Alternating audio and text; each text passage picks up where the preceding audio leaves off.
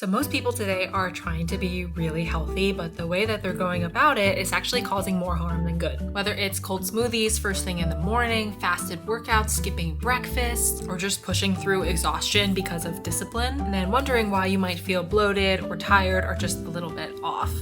And so in today's video, I wanted to talk a little bit about traditional Chinese medicine and 15 tips that you can implement into your life from TCM. TCM is all about balance and understanding the root causes of things and living life in a way that allows you to be healthy and happy for the long term, rather than running into issues and then trying to fix symptoms with medication or things like that. So we're going to be walking through 15 tips broken down into 3 categories: beginner, intermediate, and advanced. So the beginner ones are things you can start to do today. Intermediate you can get into if you've been exploring TCM for a little bit, and advanced is just things to start thinking about today that hopefully are within reach for you to work on in the future. The goal isn't just to copy these, but to start understanding how to look at your life and your wellness with a different framework. Okay, we're going to start with the basics, 5 beginner tips in traditional Chinese medicine. Number 1, you guys know the drill. Start your day with warm water. In TCM, digestion is described as a fire, or like a pot cooking on the stove.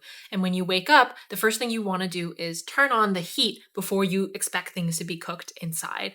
And so when you have a little glass of warm water, you're telling your system it's time to wake up, it's time to get digestion flowing. When you wake up and immediately have an iced coffee or iced smoothie, you're kind of dimming that fire. And then when you try to cook things inside of the pot and wonder why things aren't cooking or it's starting to get stagnant, it's because there's no energy to heat the things up inside. And so warm water in the morning, it helps with digestion, it's soothing, it helps with energy.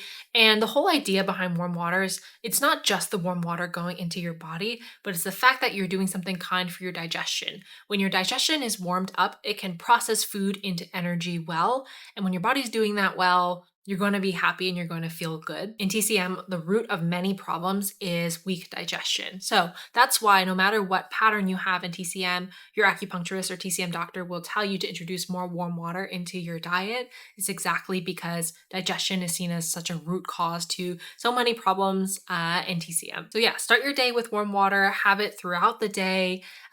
Quick tip, if you are ordering it somewhere, you can ask for half hot water, half cold water. The water will be nicely warm. I personally don't like to drink super hot water. My temperature test is if I'm able to take a couple sips in a row, then I know that the temperature is right. So it should not be uncomfortable. You should not be burning yourself. And if it's too hot, you probably won't drink enough water as well. So just warm is good enough. Number 2 is to keep your feet warm at home. So this one seems simple, but it's actually really important. If you've ever gone to a Chinese person's house, you'll notice that they are either wearing socks, but usually also slippers, especially in the winter time. And so why is this? So your feet are where a lot of your energy channels are, right? So that's why you'll see people doing foot massages, warm foot baths in TCM. But the idea is that when that area is cold, circulation slows in the entire body. Especially for women, this can affect everything from cramps to energy levels. It also just doesn't feel good when you have cold feet. I've always found that if my feet are wet or cold in the wintertime, that's when I'm most likely to get sick, interestingly enough. So something as small as wearing socks at home, wearing slippers as well. If you have a lot of cramps, I'd also recommend wearing socks to bed and just trying it out, especially in the winter time. It can actually support your system more than you might expect. Okay, number 3, in the same vein, you want to dry your hair after showering before going outside. So in Chinese medicine, there's this idea of external cold, basically meaning when your body is vulnerable, like after a shower, before you go to bed, cold can enter your body more easily. And cold in the body weakens your immune system, makes you more susceptible to illness, getting sick, fatigue, poor digestion. So going to bed with wet hair, stepping into cold air like that might not affect you immediately, but over time it can lead to tension, fatigue, headaches. So yeah, if I shower at night, I'm always blow drying my hair before I go to bed. And if I'm showering in the morning and it's a little cold outside, I'm always blow drying it before I go outside. And yeah, I think it's also better for your hair health if it's dry before you go to bed. And you're gonna look a little more put together if you dry it before going to work in the morning. So trust me on this one. Okay, so number 4, we're making our way down the body, is to keep your neck warm, especially in the wintertime. So in Chinese medicine, the neck is believed to be the entry point for something called wind. Wind is, think of it like external pathogens, so bacteria, illness, allergens. The idea is that wind enters your body through an exposed neck and affects your lung system first, right? So this kind of tracks with the idea of like when you get allergies, the first thing to be affected is your sniffling and coughing, your respiratory system. Same thing with when you get a common cold, the first thing you expect is a sore throat or kind of like mucus in your lungs. So the idea in Chinese medicine is that it enters kind of through an exposed neck. So especially if you frequently get sick or you get a lot of colds, it's really important to protect that area. Scarves and layers in the wintertime, it's cute and it protects your body. And then if you're kind of in that springtime, like I am right now in New York, those lighter layers, lighter scarves also help as well. Number 5 is to choose warm cooked vegetables over big raw salads. So raw foods are not bad, they are just a little bit harder to digest. And what that means is it requires a little bit more energy from your body to break them down. So you can imagine like there's degrees of severity here too, right? So an iceberg lettuce salad is easier for your body to digest than a big bowl of kale. And the idea is if you've ever had one of those big salads and felt bloated afterwards and wondered why because you ate so healthy, the idea is that there's so much fiber in some of these raw leafy veggies, it's just harder for your body to break down. In Chinese medicine, there is this idea that there is a finite amount of energy in your body dedicated to doing specific tasks. So when you eat foods that are easier to digest, means your body can digest it properly and then get back to whatever it was doing, whether you're thinking about a really hard problem, whether you need energy to go on a walk or go somewhere or exercise later in the day. When you eat something that's a little harder to digest, like some of these very high fiber veggies raw, your body's going to put a lot of energy into digesting that and breaking that down and have a little bit less left over for doing other things. So if you've ever eaten a huge salad and then had some like brain fog afterwards, I remember when I was in corporate world, I used to experience that almost every day and been confused because I was like, well, I just ate a really healthy salad.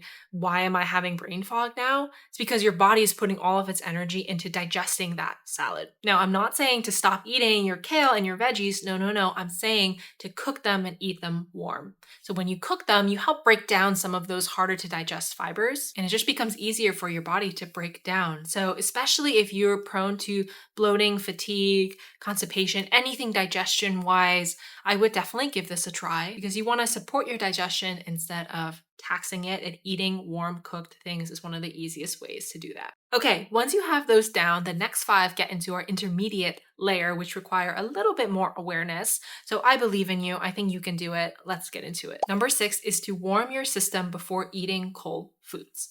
So I'm a firm believer in balance, right? So you understand now eating warm things supports your digestion. It allows your digestion to function better, and that means you have more energy to do other things. The reality is it's April 15th. We're getting into the summer. It's 80 degrees out today. How are we just going to eat warm things? It seems a little bit unlikely, unreasonable. And I don't want you to just completely abandon the path. So I'm going to walk through the framework of how to eat cold things. The idea is you don't want or have to eliminate cold foods entirely. It's important to eat and drink things that make you happy, but to approach it from a position of balance. So the underlying framework is we want to make sure our digestion is warm so that it can function well. So the same idea applies to eating cold things. You want to warm up your digestion before eating anything cold. So your timing matters here. So ideally, if you really want a smoothie for breakfast, you warm up your digestion first with some hot tea or hot bone broth. If you start your meal with something warm like that, your digestion is actually prepared to take down something cold. Whereas if you were to just eat something cold straight up, your digestion would be like, we have to stop, like we're frozen and we need to process this first. Number 7 is to chew slowly and eat super calmly. So this kind of goes back to that idea I mentioned earlier where there's a finite amount of energy in your body and it can only focus on so much at a time. And so the second part of that is that when your digestion suffers, everything suffers. When we think about eating food, we want to eat from a position of being very calm and ready to digest. If we're mentally in fight or flight mode, you're not going to digest your meal well, and it's going to lead to some other problems. Practically, what does this mean? If you are distracted with work, I would say honestly, finish your work and rest for a minute before you focus on eating. Otherwise, if you eat while you're distracted with work, you are not going to have the proper energy to digest. the digestion process is going to be taxed, and then it will borrow energy that's supposed to go towards work. So it's really not optimal for either thing. It's better to just wait until you're in a position where you can like rest and take a 5-minute lunch break. One tip that I like to do every day or so is to eat one meal in slow motion. Basically challenge myself, how slowly can I eat this meal? Sometimes the act of slowing down is one of the most calming things you can do for your body because you're signaling like, yes, it's safe enough to slow down. We can focus on digesting this meal. I also think that being present like that helps to prevent overeating, which can make you feel uncomfortable and tax your digestion in other ways. So, what I'm hoping you're getting from this is that TCM is not a punishing, regulating, very strict diet or way to live or anything like that. It's really more of a framework of understanding how to work with your body. It's a much more gentle approach, and you don't have to be perfect because once you understand the framework, you know how to adjust to certain situations in your life and actually make things work for you. Number 8 is to do a little bit of walking after a meal. This is one of the simplest habits, but it's one of the most effective. Number 1, movement helps with processing food and digestion. It's also a relaxing thing to do. Being in a relaxed state helps your digestion. But the second one has to do with this idea of qi. And qi is the vital energy inside of your body. You can think of it like a battery that also has like signal, right? So the battery is the amount of qi that you have, and the signal is how much flow it has. People can have too little qi. People can also have enough qi, but it's stuck and not flowing well. Each of those has their own symptoms, and I kind of went into this in my previous video. But the idea here is that movement helps qi flow. When qi is flowing, you feel your best, you feel most alive. And for me, it's the number one reason why I want to move. It's because I feel this sensation of like this energy moving through me. And it's what motivates me to get out the door in the morning, take a little walk at lunch, take a little walk in the evening as well. I understand we're busy. Sometimes you may not have time to do like a million walks during the day, especially if you're working in an office or working long hours. But I think you can spare a couple minutes after lunch to go on a little walk, digest your food, help your qi flow before you kind of go back to your desk for the rest of the day. We're going to talk about qi a little bit more in the advanced section, but it is one of my favorite concepts in TCM because it's so simple. It makes so much advice very intuitive because after learning about it for a while, you know how to make your qi flow, you know what it feels like, and that becomes your North Star rather than chasing like activity goals and calorie goals and like movement goals and things like that. It starts to all become very intuitive once you learn how to measure and like feel your own qi flowing through your body. Okay, number 9 is to use heat wisely with foot baths and heating pads. So most people only reach for heat when something hurts, right? Muscle ache, I'm gonna put on an icy hot or a heating pad. Period cramps are like starting right now, so I'm gonna use a heating pad now. And I think Chinese medicine challenges us to kind of acknowledge where the imbalance is before the pain actually starts. And TCM heat is very preventative because TCM sees pain sometimes as like a blockage of something. So maybe with your period, it's a blood stasis or blood is not circulating well or moving well enough and it's coagulating and causing these painful cramps. And so if you have cramps like that, it's often recommended to use heating pads, not just when the pain hits, but throughout your cycle as well. And it's also recommended to stop drinking ice drinks kind of throughout the whole cycle, not just around the period, because the idea is you need to increase circulation all month long, not just when the pain is hitting you. If your periods are fine, heating pads are also recommended just to have around the abdomen area. It improves circulation. You have a lot of important organs there, digestion wise, reproduction wise, vitality wise. And so having a little bit of heat there also signals to your body we're well supported, we're safe, and our organs can kind of do everything that they are trying to do. In terms of foot baths, this is something I've introduced more recently, but again, we talked about there being important channels in the feet. And so it's important to keep your feet warm, but an extra special thing you can do is use foot baths. I know there's companies that make special soaks, so special herbs that you can put around your feet. This is just a nice thing to do. Again, it signals to your body we are comfortable, we are warm, and it improves circulation just because of how many energy channels are there in your feet. Number 10 is leveraging Chinese superfoods to make tea. So one of my favorite teas that I love to make is a jujube date and goji berry tea. So I basically just chop up a few dried jujube dates, add them with goji berries, boil them in my kettle or boil them on the stove for 5 to 10 minutes, strain it, and I have a delicious tea. So in TCM, we say jujubes and goji berries are both blood building. So they help you if you have a lot of cramps or fatigue, especially around your period, because those are signs of having low blood. And blood here is blood with a capital B. So it's more than just like the red stuff that runs through us, keeps us alive. It also has qualities of making us feel strong and feel grounded. So there's some similarities between iron levels and the levels of blood, capital B, that you have in your system. And so it's goji berries and jujube dates are two things that have been used for thousands of years for blood building. So it's a beautiful tea. It turns out to be a nice like reddish color. It tastes amazing. It's like slightly sweet, a tiny bit herbal, but really lovely flavor. And I've started to drink this all the time, but definitely in the days leading up to my period, and notice a huge reduction in cramps, which is amazing. Okay, now we're moving into the more advanced section. And so this is where Chinese medicine goes from being things that you do and becomes how you think about your life and your wellness. So let's go. Number 11 is doing Qigong to move your Qi. So we talked about Qi being the vital energy inside of us. And I mentioned how some people, they have too little Qi, so they feel very fatigued and tired all the time. Some people have a lot of Qi, but it's getting stuck like a car spinning its tires. That's what I have, and that's called Qi stagnation. And in both situations, you want to nourish and circulate your Qi. So there's many different ways to do this, and it's not all medicinal or wellness oriented. Like I always say, spending time with your friends, doing things that you love, doing things that are authentic to you, those are the best ways to move your Qi. And I think people find this, right? Like if you're in a job that you hate, your Qi is going to be drained from you. If you're in a job that you love, it kind of circulates your energy and makes you feel alive and makes you want more every day. Same thing with like hanging out with people that you love.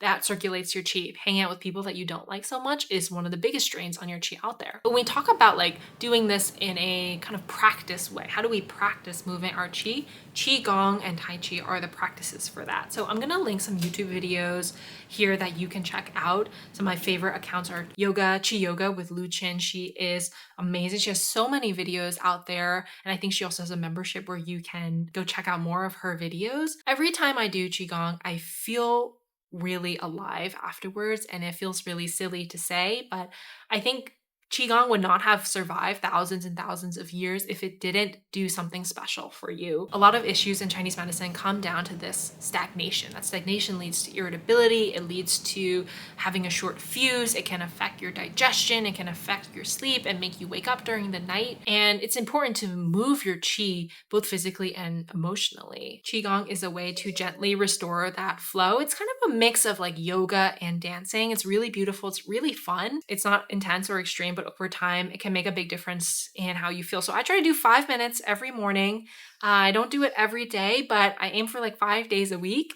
And even if I wake up feeling good, I want to do it because again, you moving your Qi, it's a habit. It's not just something that you do when you're in a moment of crisis. Number 12 is understanding how your Qi interacts with your environments. This is something that we tend to overlook in the Western world, but in Chinese medicine, your health and your environment are deeply intertwined. If you're constantly in chaotic, stressful environments, it will drain your Qi. If you're constantly in an environment where you feel you have to perform and it's not authentic to you, that will drain your Qi. Similarly, like we are porous beings and our Qi can circulate among other people in our environments. So when you're in environments that you really love, whether it's with people you love, doing things that you love, pay attention to how that feels and understand like, how can I incorporate more of that into my day-to-day? There's obviously with this, like only so much we can control. Sometimes work is just chaotic.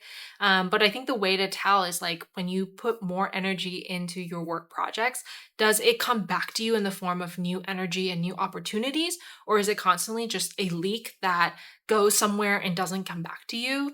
And again, it's one of those things that once you start to become more attuned to it, It's very intuitive and easy to understand. Number 13 is going to acupuncture regularly as maintenance. So a lot of people think of acupuncture either as a last resort or something you do once, but it's actually most powerful when you can do it consistently because it helps regulate your system over time. So what does acupuncture do?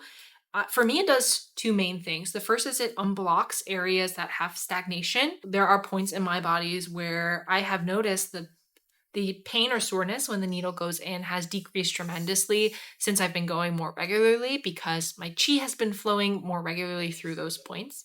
The second thing is you enter a parasympathetic state. So just a state of total relaxation. It's almost like force meditation, but it's more calming than that. If you've never done it, I really recommend you reach out to an acupuncturist near you just to experience what it's like. But just as like we practice qigong every day to keep our qi flowing, we should go to acupuncture regularly as well, just because it's a long-term process rather than a quick fix. Right? Think about it as keeping something balanced rather than fixing something once. So the advanced tip is to be going regularly, but if you're just a beginner, I would say the challenge for you is to go just once and see how you like it. Number 14 is to balance your meals using TCM principles. So a lot of us grew up learning about nutrition in the Western world as calories made up of your macronutrients, carbs, proteins, fat. And while proteins, carbs, fats, fiber, those are very helpful, it's not the full picture. And I really love combining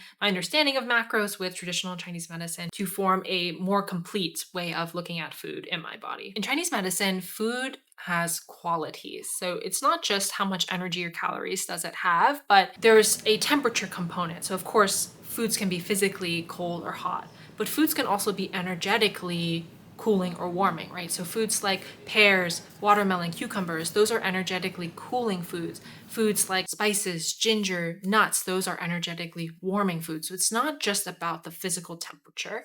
Foods can also be heavy or light. Some foods can also be drying for your digestion. Some foods can be hydrating for your digestion, right? And so the idea is like, not everybody should be eating the same way, which is a super important idea. Let's say I run more dry and constipated.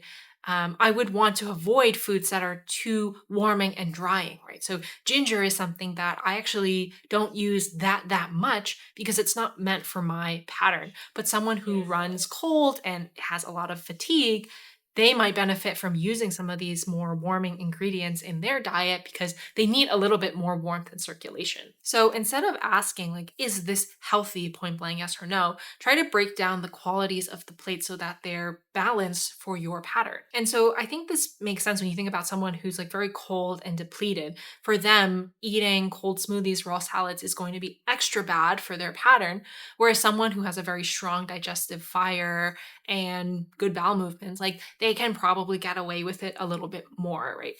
It's just about understanding where you fall on the spectrum, where your balance is at, and what to do about it. It's not about one perfect diet. It's about context and what makes most sense for you. A TCM doctor can help you learn more and figure out what this diet should look like for you. But I think understanding, like, okay, over time, you can just research, like, this food I really like to eat. Is it warming, cooling? Like, what are its energetic properties in TCM? And figure out if it's meant for you or not.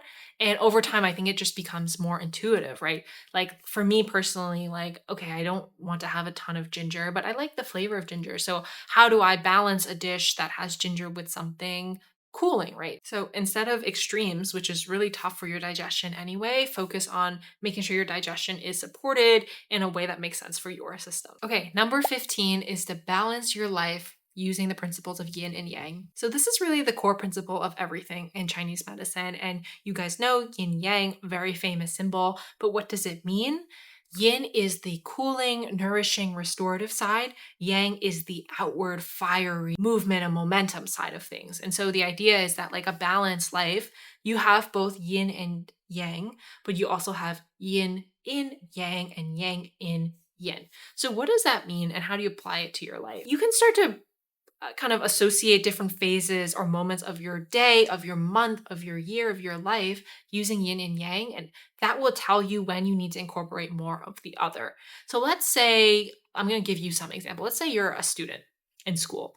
And from September through June, you are in yang season, right? You're studying like crazy. Maybe you work a job, you're going out with your friends. It's just like nonstop.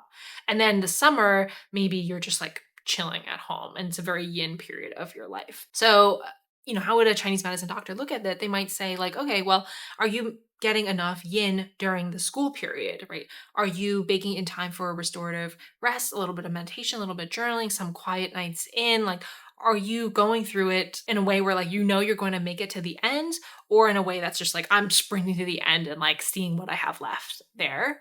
And then they might say like, okay, and then we look at the summer and you're recharging. Is it because you're completely burnt out because you haven't, introduced enough yin into your life from September through June? Now you're just kind of like chilling on the couch all day. Like, is there an opportunity to bring more yang into that? Maybe playing some sports, working on a new project or something like that.